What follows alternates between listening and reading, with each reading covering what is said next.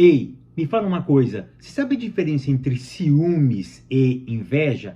Afinal de contas, será que é verdade que eu posso ter um pouco de ciúme no meu relacionamento? Essas e outras questões serão respondidas nesta videoaula, então não percam! A paz, queridos, que bom estarmos aqui novamente no nosso programa semanal da Escola Bíblica Dominical para darmos sequência na nossa série de estudos bíblicos baseado no tema A Família. Para quem não me conhece, eu sou o pastor Fábio Segantin. Se você é novo aqui no nosso canal, não perca essa oportunidade, porque aqui do lado tem um botãozinho vermelho, clica nele e se inscreva, porque toda semana temos um vídeo novo aqui. Se você for um inscrito, o YouTube vai lhe avisar quando eu postar algo novo aqui no nosso canal. E não esqueça também de curtir esse vídeo, de deixar o seu comentário e de compartilhar, porque isso é muito importante para nós. Vamos lá, lição de número 6, que tem como título Ciúme, o mal que prejudica a família. Afinal de contas, eu posso ou não posso ter ciúmes? Um pouquinho de ciúme apimenta a relação? Será que eu posso ter um pouquinho de ciúme? Porque, afinal de contas, quem não tem ciúme não ama. Quem não tem ciúme não guarda. Quem não tem ciúme não protege. Será que essas coisas realmente são verdades? Para isso, nós precisamos entender algumas coisas que eu vou falar aqui. A história bíblica, tá? Vai contar a história de Gênesis capítulo 37, aonde conta um pai, por nome de Jacó, e ele teve 12 filhos, mas tinha um filho, o 11º filho, que era o filho do coração. E ele fez tudo por esse menino. E por causa dessa predileção, por essa preferência que ele tinha por José, teve um sério problema na família de Jacó. Por isso que o tópico primeiro diz assim: a falha no tratamento dos filhos. Ponto 1, a preferência de Jacó. Quem não assistiu a minha aula sobre os perigos de termos filhos prediletos, eu vou deixar aqui em cima ou aqui embaixo, vai ter o link para você acompanhar essa aula, tá bom? E lá você encontra todos os detalhes porque é perigoso termos predileção ou filhos prediletos. Ponto 2, o ciúme em meio à preferência. O que você precisa entender aqui é a diferença entre ciúme e inveja. O que é ciúme? O que é inveja? De forma muito prática e básica. O que é inveja? A inveja é o que você tem e eu olho para você e entendo o que você tem, o que você possui, você conquistou de forma injusta. E isso me causa inveja. Então, o que é inveja? É um olhar para uma outra pessoa e o que ela tem foi conquistada de forma injusta na minha perspectiva. Eu começo a invejar aquilo que você tem, a sua posse. Mas essa inveja é de forma injusta, no meu ponto de vista. E o que é ciúmes? Ciúmes basicamente é quando eu tenho medo de perder algo que eu tenho, ou que eu julgo ter. Eu posso perder uma amizade, um marido, uma esposa, o cuidado, o amor do meu filho. Ou seja, quando eu tenho um amigo, esse amigo é muito próximo, como que eu sinto ciúmes por ele ou por ela? Quando ela começa a dispor ou dispensar a atenção que ela dava para mim, para uma outra pessoa. Então o que é o ciúme? É uma ameaça que eu tenho de perder algo que eu tenho. Sempre o ciúme vai ser para uma outra pessoa. Sempre o ciúme é para uma terceira pessoa. Então, basicamente, essa é a diferença entre o ciúme e a inveja.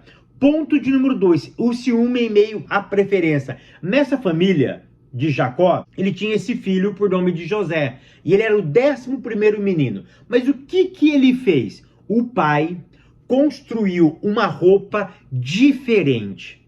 Ou seja, ele fez uma roupa especial para o menino José e deu para José. O que isso gerou dentre os irmãos?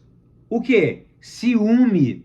Por quê? Presta atenção, isso não foi inveja, isso foi ciúmes. Por quê?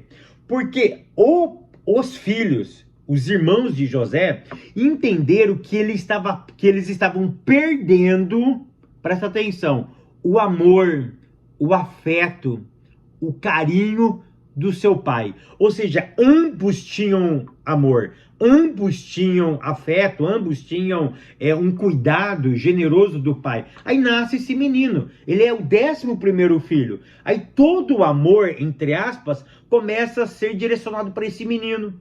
Tão verdade é que o pai faz uma roupa especial e entrega para José. Todos os meninos usavam, por exemplo, calça amarela. Mas José começa a usar calça laranja. Ou seja, ele recebeu uma atenção especial do pai. Os irmãos sentiram o quê? Medo de perder aquilo que eles tinham. Será que os irmãos deles, os irmãos de José, não sentiram inveja? É claro que sentiram também. Por quê? Porque o que é inveja? É uma percepção que o outro tem, ele está conquistando de forma injusta. Olha lá, os irmãos de José, eles olharam para José e entenderam que a roupa que José tinha, que a atenção que José tinha, que todo esse afago que o pai tinha por José era conquistado de forma injusta. Ou seja, na perspectiva dos irmãos, José tinha uma atenção e essa atenção, esse cuidado, esse afeto era causado de forma injusta. Então, os irmãos de José sentiram ambos inveja quanto ciúmes. Eu disse que só teve ciúmes só para aguçar uma curiosidade em vocês. Ponto 3. A inveja não permite compreender os desígnios de Deus. Presta atenção, José teve sonhos. E ele contou esse sonho para o pai, contou esse sonho para os irmãos. Todo mundo sabia do sonho de José. Mas qual foi o problema? O problema foi a percepção que eles estavam tendo acerca desse menino.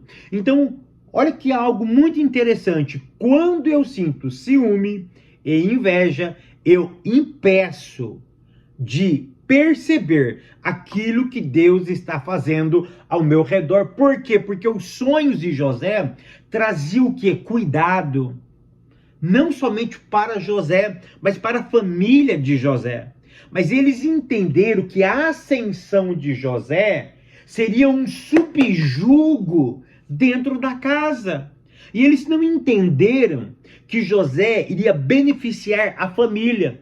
Mas sabe qual é o problema do ciúme? Daqui um pouco eu vou explicar para vocês aonde nasce o ciúme. Foi justamente por não entender esse princípio que os irmãos de José armaram aquela desgraça dentro da casa daquela família. Tópico 2, o ciúme como causa de conflitos. Ponto 1, a túnica, o símbolo de desprezo.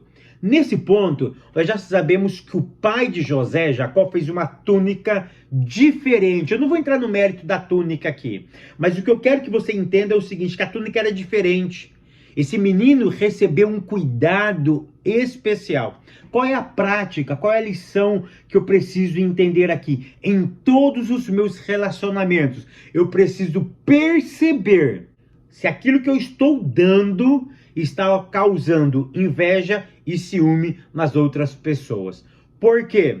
Porque às vezes a maneira que eu trato e os presentes que eu dou para uma determinada pessoa pode causar inveja e ciúme nas pessoas que estão em volta. Então eu preciso ponderar, eu preciso calcular, eu preciso analisar com mais detalhe se aquilo que eu estou dando para determinada pessoa, se vai afetar uma outra pessoa muito próxima. Por exemplo, filhos. Se eu começo a presentear mais um do que o outro, o que o outro vai pensar de mim? Eu preciso ter essa percepção. Eu preciso ter essa inteligência, essa sabedoria, essa expertise, para eu não prejudicar o outro. Então não é apenas eu tratar, é eu saber tratar. Por isso que a Bíblia pede para tratar todos de igual modo. Olha o que diz em Gálatas, capítulo 2, capítulo 6, verso 2. Carregar as cargas um dos outros, porque tratando ambos iguais.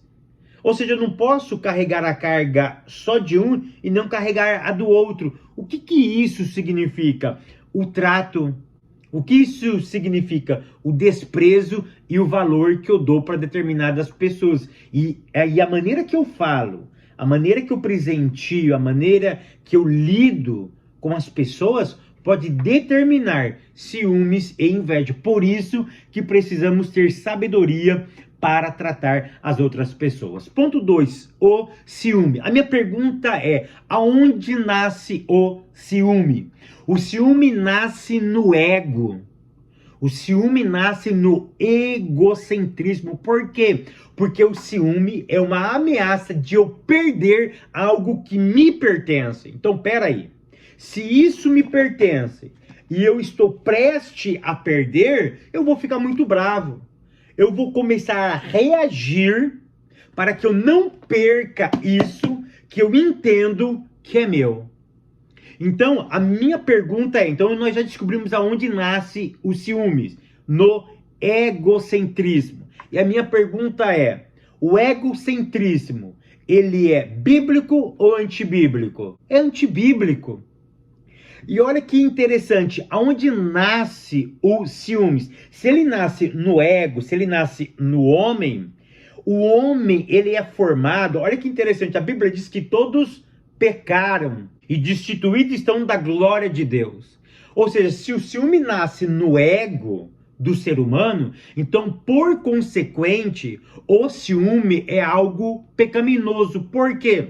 Porque a Bíblia diz lá em Gálatas, e aqui eu preciso ler com vocês, Gálatas capítulo 5, verso 22, verso 19, diz assim, ora, as obras da carne são conhecidas e são prostituição, impureza, lascívia, 3 pecados sexuais, idolatria, feitiçaria, pecados na área do culto. Agora os pecados, eu não vou entrar nessa área, mas olha os pecados no relacionamento, inimizade, porfia, ciúmes. Ciúmes. Ele continua, ira, discórdia, dissensões, facções, invejas, bebedice e glutonaria, coisa semelhante a essas. Ou seja, o texto diz que elas são obras da carne. Então a minha pergunta é, o ciúme, ele é ou não é de Deus? É claro que não é. E se ele não é de Deus, vem uma outra pergunta. Eu posso ter um pouquinho de ciúme? Porque é muito comum, eu já cansei de ir em casamentos onde pastores dizem que eu preciso ter um pouquinho de ciúmes. Eu já cansei de ir em encontros de casais e os palestrantes afirmam que eu preciso ter um pouquinho de ciúme. A minha pergunta é, se o ciúme é obra da carne, eu posso ou não posso ter? E uma outra pergunta, um pouquinho da obra da carne pode ter? Porque é muito perigoso eu afirmar que eu posso ter um pouquinho de ciúmes. Se a Bíblia diz que ciúmes é obra da carne. E se eu tenho ciúme, eu estou pecando. Então eu não posso. Qual é a ideia que eu preciso trazer aqui para vocês? Que nós deveríamos, olha a minha expressão, nós deveríamos extirpar o ciúme de todo tipo de relacionamento. Por quê? Primeiro ponto, ciúme vê coisas aonde não existe. Você já foi numa festa, você está em algum lugar aonde, por exemplo, a sua esposa ou seu esposo, ele começa a imaginar que você está olhando para uma outra mulher ou que você está olhando para um outro homem e você não olhou, você não está olhando, mas ele está vendo, ela está vendo. Então, os ciúmes cria coisas que não existem. O ciúme tem a capacidade de destruir amizades, destruir amor entre pai e filhos, destruir casamentos. O ciúme, ele deveria tecnicamente, ser extirpado. No final eu vou explicar como que eu venço o ciúmes. Mas até chegar lá, você precisa entender o seguinte, que o ciúme é a obra da carne. E aonde ele nasce? No ego do ser humano. E o ego do ser humano é um ego pecaminoso. Olha o que diz o ponto 3, a extensão dos ciúmes. O ciúme, ele acontece em todas as áreas da vida. Ele acontece entre marido e mulher, entre filhos, entre família, entre amigos, no emprego, na igreja, em todos os lugares tem o bendito chamado ciúme. E eu preciso eliminar o ciúme, porque o ciúme ele tem a capacidade de estragar, de destruir relacionamentos. Olha o ponto 3, os males do ciúmes. Ponto 1, o ciúme pode causar tragédias familiares. Você sabia que em 2022, cerca de 1.400 mulheres morreram por causa dos ciúmes? Por quê? Porque nós temos uma mente doentia. Porque essa mente de que isso é meu, de que isso é teu, isso é meu, ele mata. Porque nada é meu, nada é teu. Eu não sou teu e você não é meu. Eu preciso tirar isso da cabeça. É por isso que em 2022, o ano passado, 1.400 mulheres morreram na mão de maridos e ex-maridos. Por quê? Por causa dessa ideia doentia. Porque o ciúme nasce no ego, no egocentrismo. O que é o ciúme? É o medo, é uma ameaça de perder algo que eu entendo que é meu. Então, peraí, eu nasci sozinho. Então, se eu nasci sozinho, eu vou morrer sozinho. E se eu vou morrer sozinho, nada é meu. Eu não sou de ninguém e ninguém é meu. Essa ideia de posse, ela acaba sendo uma posse doentia. E é isso que tem levado as pessoas a fazer tragédias. É por isso que se perde amizades, se perde matrimônios, se perde relacionamentos interpessoais, justamente por causa dessa falácia, por causa dessa tragédia, por causa dessa obra da carne chamada ciúme. Ponto 2. O ciúme entre os santos de Deus. Querido, preste atenção. O autor parece que ele nos dá uma deixa que o ciúme tem que ser assim. Ele usa a palavra obsessivo, dizendo, no meu entender, ele deixou uma margem da seguinte ideia: eu posso ter um pouquinho de ciúme, não negativo. A ideia dessa aula é: vamos eliminar o ciúme. Não, vamos eliminar o ciúme. Gálatas capítulo 5, verso 19, diz que as obras da carne são ciúmes. Ciúmes é obra da carne. Ciúmes é como a prostituição, a inveja. Eu posso ter um pouquinho de inveja? Não. Você pode ser um pouquinho idólatra? Não. Você pode, olha os outros pecados, você pode, eu sou um pouquinho, eu faço um pouquinho de discórdia? Não. Um pouquinho de bebida? Não. A ideia aqui é eliminar a bebedice, eliminar a glutonaria, a inveja, as facções, os ciúmes, as iras. Eu tenho que cancelar tudo isso da minha vida, porque isso é obra da carne. Ponto de número 3, vencendo o ciúme. Como que eu venço o ciúme? Primeira coisa, entender que ele é pecado. Se você não entender que o ciúme é pecado, você vai entender que ter um pouquinho de ciúmes tá certo. Então a primeira coisa, como que eu venço o ciúme? Entendendo que ele é pecado, que ele é obra da carne. Segundo ponto, tá? Como que eu venço o ciúme? Mortificando. Com o ciúme, com o pecado, você não negocia, você mata, você elimina. Você não negocia com o pecado. Você brinca com fogo? Não. Quem brinca com fogo se queima. Então como que eu venço o pecado? Como que eu venço o ciúme? Ponto 2, eu devo mortificá-lo. Ora, se eu preciso entender que ele é pecado, que ele é obra da carne, se eu preciso matá-lo, porque eu não brinco com fogo, então eu preciso agora substituí-lo. Eu preciso colocar um outro elemento que possa substituí-lo, porque agora ele está morto. Que sentimento? Por exemplo, o amor. Ou seja, eu preciso pegar outros elementos, agradáveis. Olha o que Paulo diz lá na carta de Paulo aos Filipenses. Leve a vossa mente cativo a Cristo. E tudo que é justo, puro, honesto, de boa índole, amável, nisto pensais. Ou seja, a tua mente precisa ser condicionada a sentimentos agradáveis. Por quê? Porque aí você para de criar coisas que não existem. Então, como que eu venço os ciúmes? De forma muito simples, de 3 pontos. Primeiro, você tem que entender que isso é pecado. Você tem que entender que ele é obra da carne. Segundo, você tem que matá-lo. Você não negocia com o pecado. Você não brinca com o fogo. E terceiro, você substitui isso que você matou por sentimentos que glorifiquem a Cristo. Que o Eterno continue te abençoando, te prosperando. Eu te espero no próximo vídeo, querendo Deus.